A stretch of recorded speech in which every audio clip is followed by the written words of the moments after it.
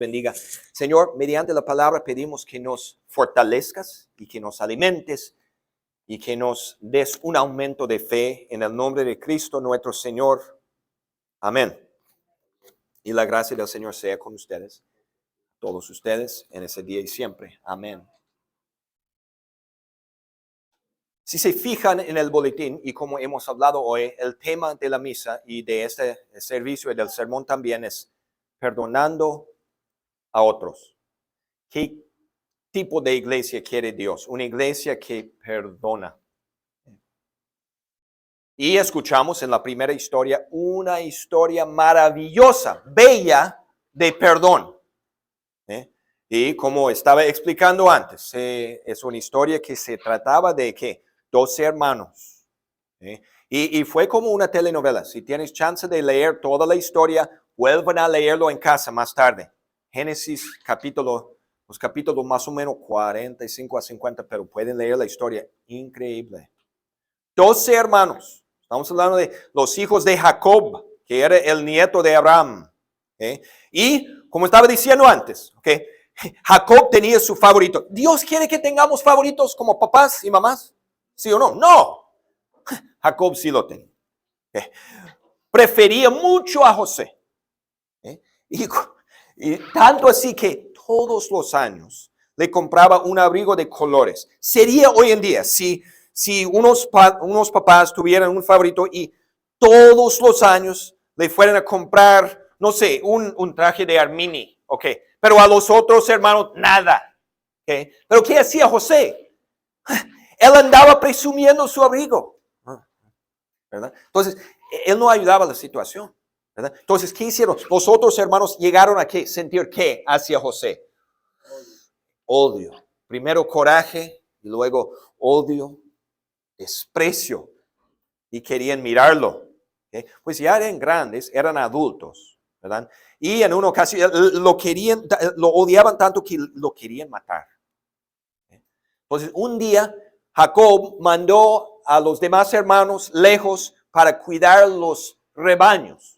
Estaban lejos de la casa y José pues estaba en la casa, pues el favorito, ¿verdad? No tenía que ir a trabajar y ensuciarse las manos con las ovejas y los borregos, no, ¿verdad? Estaba en la casa, Y Jacob le dice a José, mira, quiero que busques a tus hermanos para averiguar cómo están. José dice y va y tiene que viajar unos días para encontrarlos porque estaban lejos buscando pastos verdes para los borregos. Finalmente los encuentra, pero mira, los hermanos lo miran viniendo desde lejos a José y dice, vamos a acabar con el muchacho de una vez, vamos a matarlo. Es nuestra sangre, ni modo, lo odiamos y cuando llegue, vamos a matarlo. ¿Estaban de acuerdo? Cuando llegó José, lo agarraron, ¿verdad? Lo metieron en un pozo profundo. Toda la noche estaban festejando con él, quejándose en el pozo. Iban a matarlo, era el plan, pero finalmente optaron por ganar un poco de dinero. Miraron unos viajeros yendo a Egipto. Dice, vamos a vender a nuestro hermano para ganar un poco de dinero. ¿Estaban de acuerdo? Lo vendieron. Y José tuvo que ir lejos. Lo llevaron preso como esclavo a Egipto. Años después, ¿qué hizo? Dios bendijo a José. Nunca lo abandonó. Y José salió de la esclavitud. Llegó a subir en Egipto. Llegó a ser casi un rey en Egipto. El segundo más poderoso en todo Egipto. Pero ya se vestía como un egipcio. Ya no se vestía como un judío, sino un egipcio. Entonces, años después, para hacer la historia breve, los hermanos tuvieron que ir a Egipto buscando comida. No reconocieron a José. Y José finalmente tuvo la oportunidad de vengarse y de no perdonar. O sea, de vengarse y hacer pagar a esos hermanos por lo que ellos le habían hecho, pero no lo hizo. Les perdonó todo. Les perdonó todo. Increíble si lees la historia. Es que una historia de tanto amor. También vemos en el Evangelio esta pregunta de Pedro. ¿Se acuerdan? ¿Cuántas veces tengo que perdonar a mi hermano que peca contra mí? hasta 7 veces. ¿Y qué hizo? No, hasta 7 por 7. O sea, 70 por 7. Quiere decir que no cuentas las veces, Pedro. No debes de contar las veces. Entonces es obvio de la palabra de Dios, de historias bíblicas, de la enseñanza de Cristo, de la segunda lectura que escuchamos en Colosenses, Dios quiere que perdonemos a la gente que peca contra nosotros. Es una ley, es un mandato. Dios quiere que perdonemos a los que nos ofenden. Lo decimos, lo oramos en el Padre Nuestro. ¿Cómo oramos? Perdónanos nuestras ofensas, así como perdonamos a los que nos ofenden, ¿verdad? Fácil de decir la primera parte, ¿verdad? Y fácil de decir la segunda parte, pero no tan fácil de ponerla en práctica.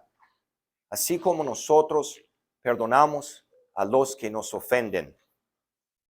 Difícil. Hoy vamos a ver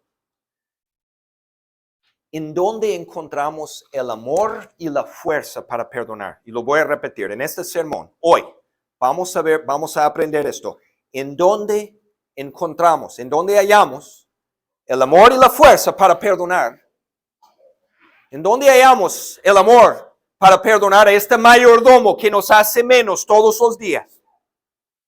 En dónde encuentro yo el amor para perdonar a este compañero de trabajo que destruyó mi reputación en el trabajo. En dónde encuentro el amor de perdonar a este bully, a este muchacho en la escuela que se burla de mí todos los días, en el recess, en el recreo. ¿Cómo? ¿En dónde? ¿En dónde encuentro el amor para perdonar a mi primo que acabó con mi noviazgo por una mentira? ¿En dónde encuentro el amor para perdonar a este padre que nunca estaba conmigo, que siempre estaba ausente cuando yo era chiquito? ¿En dónde encuentro el amor, dice la esposa herida, de perdonar a mi marido por tantas miradas feas y por tantas palabras groseras que me ha dicho a través de los años? Dice el marido, ¿en dónde encuentro el amor para perdonar a mi esposa por años de desconfianza? ¿En dónde encontramos el amor para perdonar a este chofer borracho que mató a nuestro ser querido?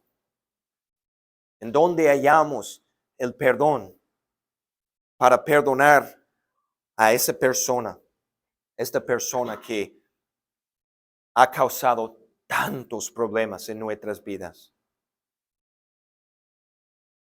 Buena pregunta.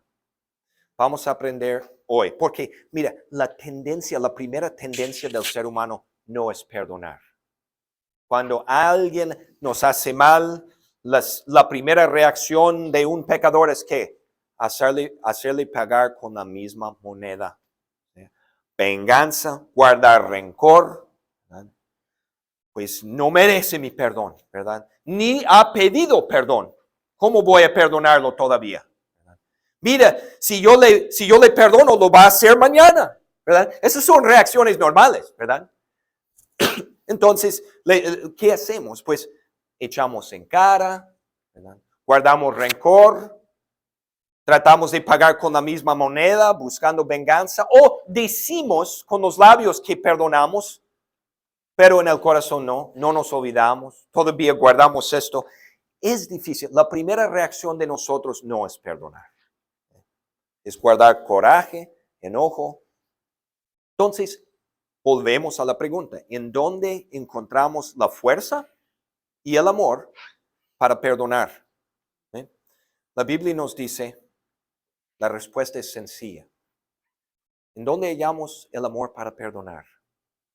En Dios, en el amor de Dios, en la misericordia de Dios, en la compasión de Dios, en el sacrificio de Jesucristo.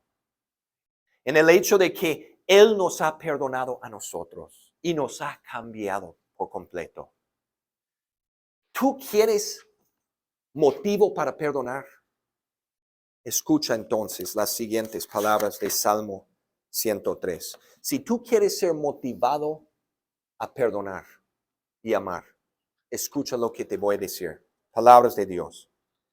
El Señor es clemente y compasivo, lento para la ira y grande en amor. No sostiene para siempre su querella, ni guarda rencor eternamente. No nos trata conforme a nuestros pecados, ni nos paga según nuestras maldades.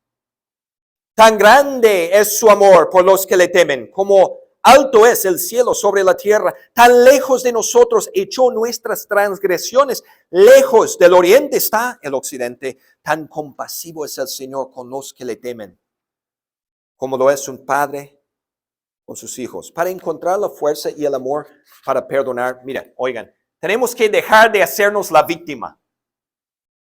¿Okay? Tenemos que dejar de hacernos la víctima.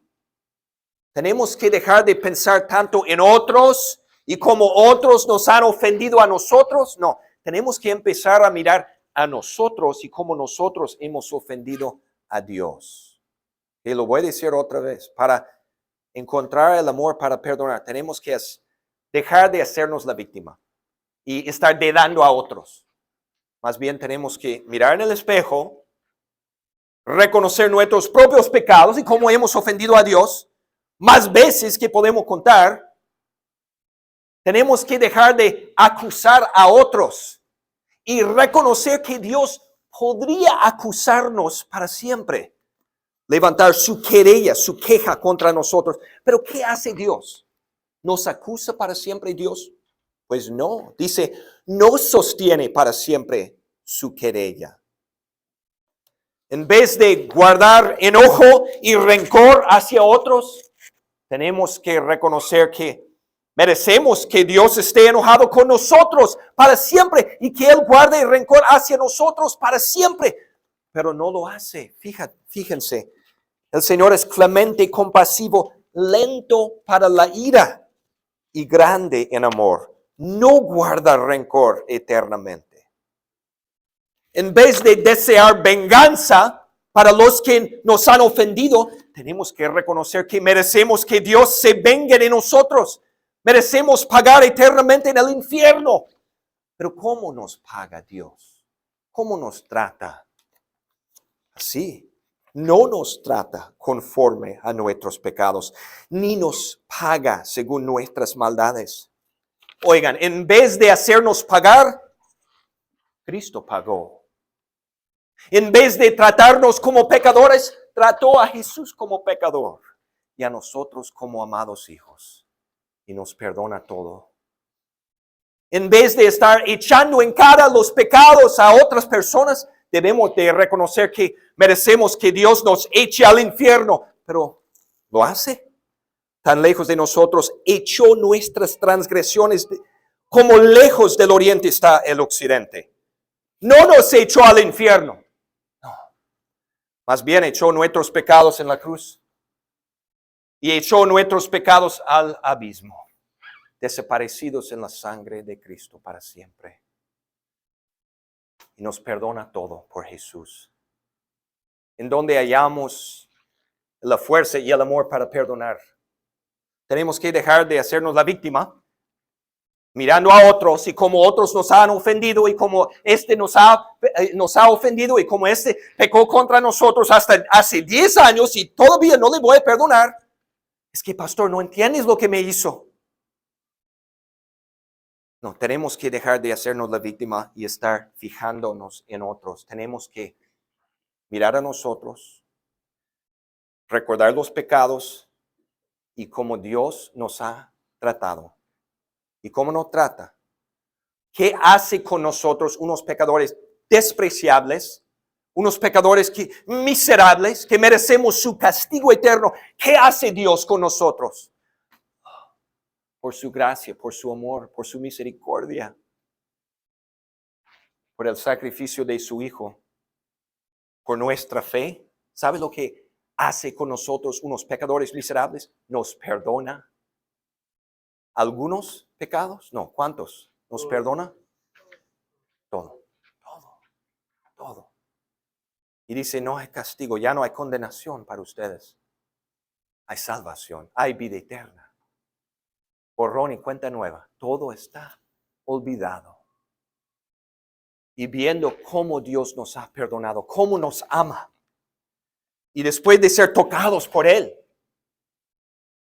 perdonamos así como nos ha perdonado. Perdonamos así como Él nos ha perdonado a nosotros. ¿Cómo no podemos hacerlo? ¿Verdad? ¿Cómo no podemos perdonar? ¿Cómo no podemos perdonar? Mira, voy a leer de nuevo esas palabras de Salmo 103 y quiero que escuches con mucho cuidado esas palabras. Quiero que concentres en cada frase. Quiero que pongas atención a cada palabra, porque lo que yo te voy a leer ahorita es cómo Dios te trata por tu pecado. El Señor es clemente y compasivo, lento para la ira, grande en amor. No sostiene para siempre su querella, ni guarda rencor eternamente. No nos trata conforme a nuestros pecados, ni nos paga según nuestras maldades. Tan grande es su amor por los que le temen, como alto es el cielo sobre la tierra. Tan lejos de nosotros echó nuestras transgresiones, como lejos del oriente está el occidente. Tan compasivo es el Señor con los que le temen, como lo es un padre con sus hijos. Después de escuchar esas palabras de amor y compasión y misericordia, ¿cómo no podemos amar a los demás así como Dios nos ama a nosotros? Y después de escuchar esas palabras de perdón, de salvación, de vida eterna, que son suyos, que son nuestros, ¿cómo no podemos perdonar? Así como Dios nos perdona, ¿cómo no podemos perdonar a los demás de corazón? Amén.